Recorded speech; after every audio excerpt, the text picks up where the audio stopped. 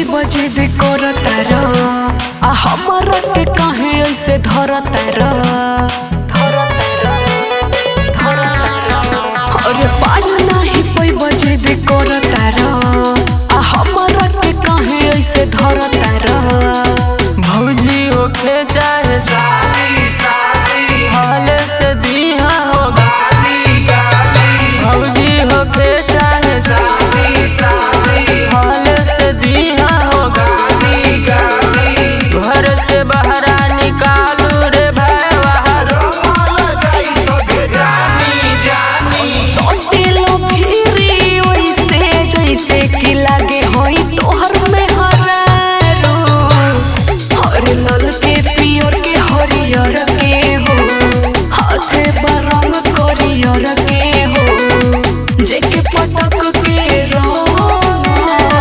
चिन्ही ना वो करे घर के हो घर के चिन्ही ना वो